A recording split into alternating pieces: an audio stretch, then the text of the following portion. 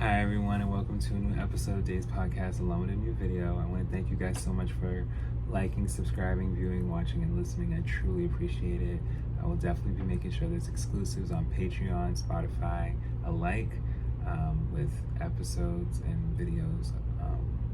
But for now, we are doing free content. I want to make sure I give enough as possible, and we will continue to talk about just pretty much anything. So today I wanted to talk about Taylor Swift's debut album, Taylor Swift. It has been, some time that I've been wanting to talk about Taylor. I haven't been able to yet, and I want to be able to talk about her albums in order. I know from my previous episodes I've kind of just dipped around and said, all right, I'll talk about their fourth album, let's go to their first, then we're going to go to their third. No, we're going to just, with Taylor, because she has so many, as opposed to Prince and among other people that got so many albums, listen, we will talk about them all. I just want to talk about them in order. So, let's get into it. Taylor Swift is the debut studio album by Taylor Swift, American singer-songwriter. Under the Big Machine Records imprint, it was released in the United States and Canada on October 24th, 2006, and elsewhere on March 18th, 2008. Relocating from Pennsylvania to Nashville, Tennessee, Swift signed with Sony ATV Tree Music Publishing at 14 to write songs for the album. Her contract with Big Machine in 2005 enabled her to work with the producer Nathan Chapman during her freshman year of high school. Of the 11 tracks that made the album, Swift wrote 3 by herself and the rest with Robert Ellis Aural, Brian Mayer, and, Angelo Petraglia. I don't know how to say his name. Angelo P. I'll just say that, and Liz Rose. Inspired by her outlook on life as a teenager, the lyrics address romantic relationships, friendships, and security. A country album, Taylor Swift incorporates acoustic instruments such as guitars, six-string banjos, and fiddles, and its songs feature pop and pop rock elements. 5 songs were released as singles. Our Song and Should Have Said No peaked atop Hot Country Songs, and Teardrops on My Guitar charted on Pop Songs. Swift embarked on a 6-month radio tour in 2006 and opened tours for other country artists throughout 2006-2007. By promoting her album via the social networking site MySpace, she reached a younger audience relative to country music's middle-aged demographics. In mainstream reviews of Taylor Swift, critics praised its accessible sounds with crossover appeal and Swift's earnest depictions of adolescent feelings. The album was nominated for Album of the Year at the 2008 Academy of Country Music Awards. In the United States, Taylor spent 24 weeks at number 1 on top country albums, became the longest charting album of the 2000s decade on the Billboard 200, and made Swift the first female country artist to write or co-write every song on a platinum certified debut album. It also charted and received certifications in Australia, Canada, and the United Kingdom. The pop-oriented country production and see, I'm trying to make sure I say words. Autobiographical songwriting of Taylor Swift were a blueprint for Swift's next albums and inspiration for other confessional singer-songwriters. Rolling Stone featured it in their 2022 list of the 100 best debut albums of all time. So, when it came to the singles, the first single was Tim McGraw, which was June 19, 2006. The second single, Tears on My Guitar, which was February 20th, 2007. So it took some time between one single to another. And then the third single, Our Song, released September 4th, 2007. The fourth one was Picture to Burn, which was February 3rd, 2008. And Should Have Said No, which was May 19th, 2008. So Taylor Swift had an interest in the performing arts as a child. While acting in a children's musical theater company, she developed a fondness for singing and would sing country songs on the company's karaoke machine during the cast parties. After watching a documentary about Faith Hill, she felt sure she needed to move to Nashville, Tennessee, the center of country music, to become a country singer. At 11, Swift broadened her performing capabilities by opening for Charlie Daniels and singing the national anthem of the United States at local sports games.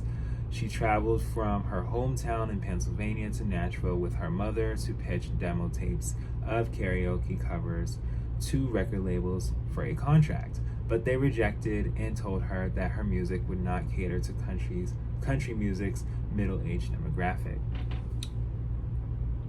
I've said this in previous videos, and I meant it, and now it shows that I know what I be talking about, because I said this, and I said this where I was talking about R&B and hip-hop, but when it stems into country and pop, they be saying it the same.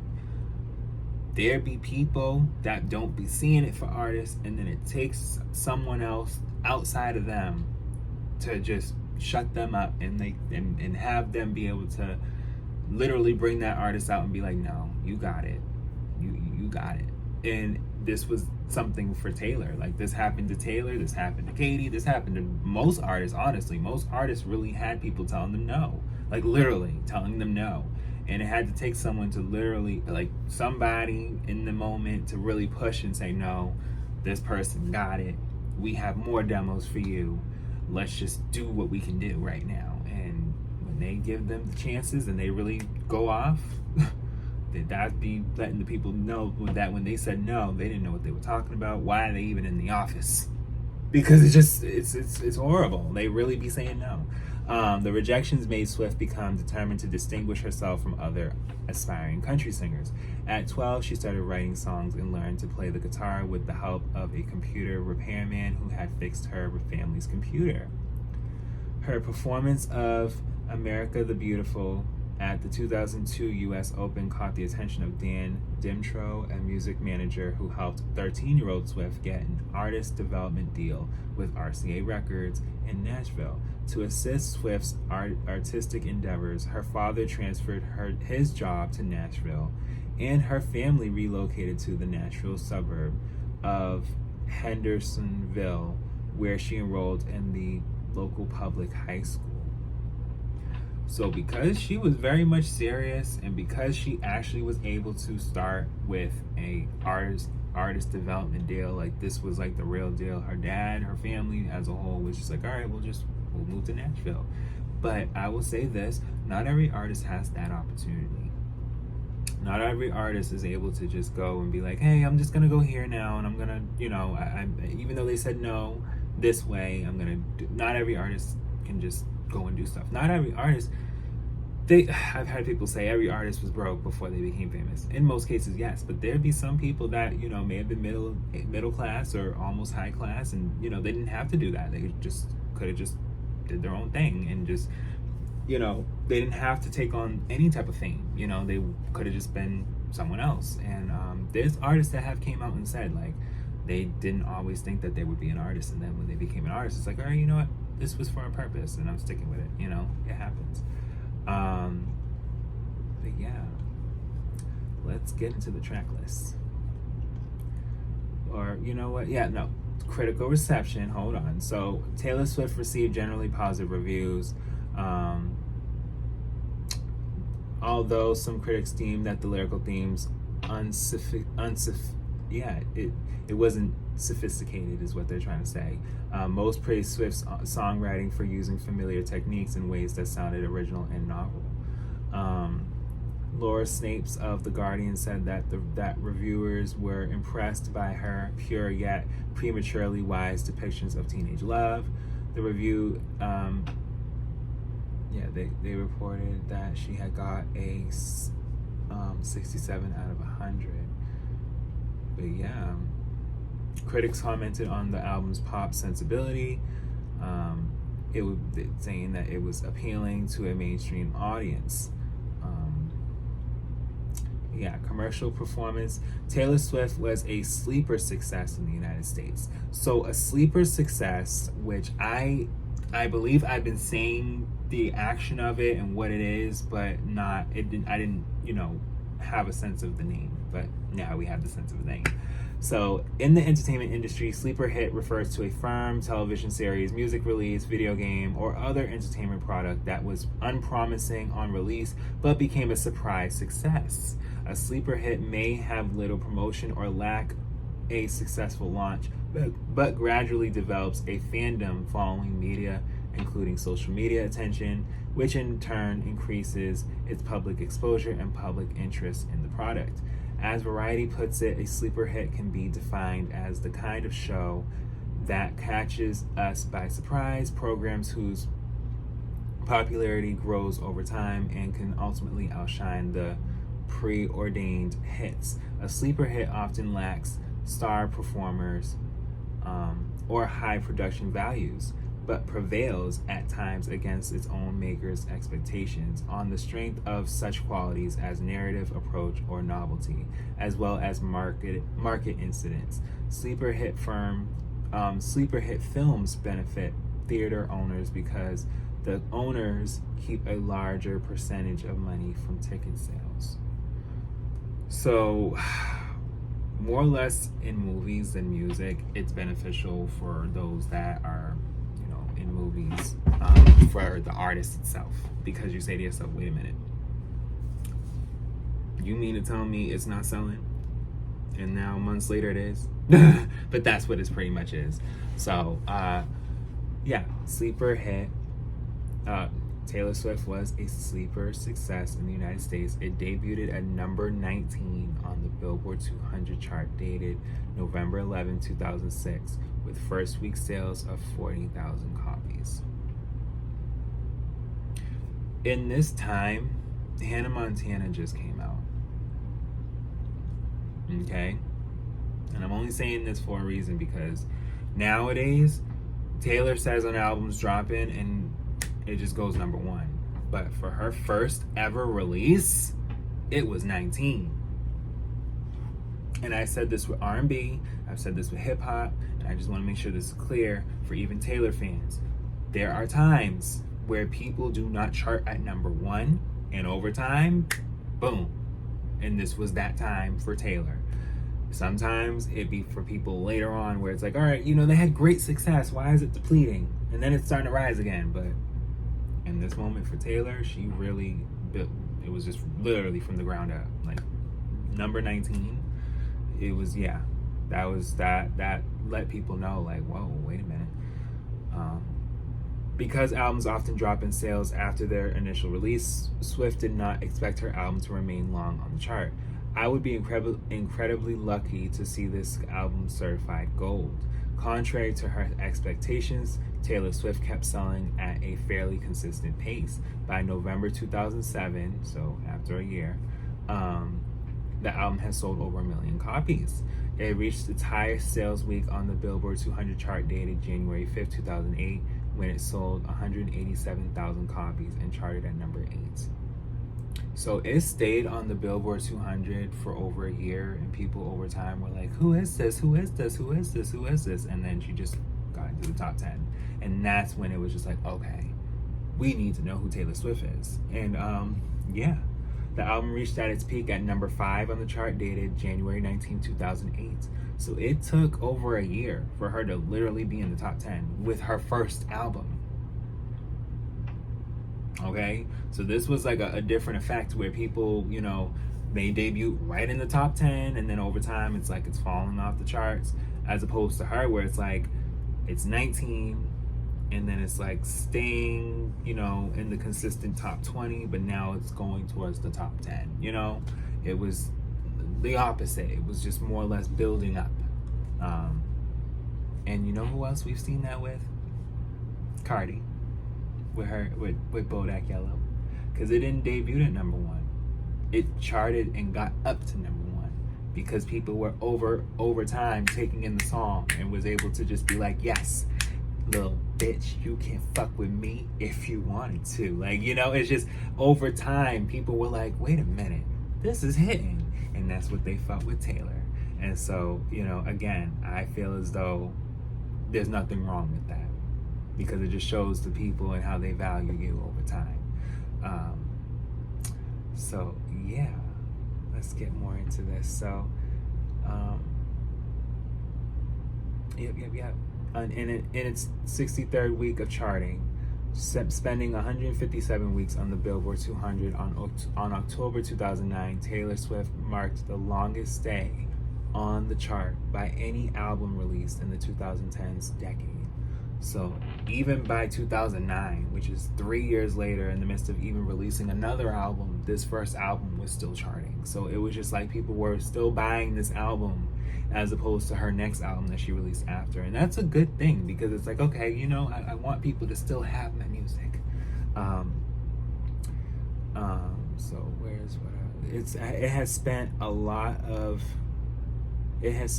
total of 280 weeks on the chart as of August 2023. On top country albums, Taylor Swift peaked at number 1 for 24 non-consecutive weeks. By January 2024, so this is about 6 months ago, the album had sold 5.8 million copies, pure copies, in the US. It has been certified 7 times platinum by the Recording Academy, earning over 7 million album equivalent units in the nation. So as of January 2024, which is not too long ago, months ago, this album is now 5 million copies and 7 times platinum. It just, the album did a sequence where people were able to get into her and push her towards more stardom, rather than instantly taking her in and then it's like, all right, well, I have my copy. And that's what people did too with other artists. They didn't, I did notice that as well. But yeah, let's look at the track list. So track 1 is Tim McGraw. Track 2 is Picture to Burn. Track 3 is Teardrops on My Guitar. Track 4 is A Place in This World. Track 5 is Cold as You. Track 6 is The Outside, Oral Chapman. Track 7 is Tied Together with a Smile. Track 8 is Stay Beautiful. Track 9 is Should Have Said No. Track 10 is Mary's Song, Oh My My My. Track 11 is Our Song. And then deluxe edition bonus tracks by 2007, I'm Only Me When I'm With You. And track 13 is Invisible. Track 14 is A Perfectly Good Heart. Track 15, Taylor Swift's First Phone Call with Tim McGraw. And then the reissued edition in 2008, Teardrops on My Guitar pop version, which is track 15. But yeah, like I said, she definitely didn't know what to expect with her first release.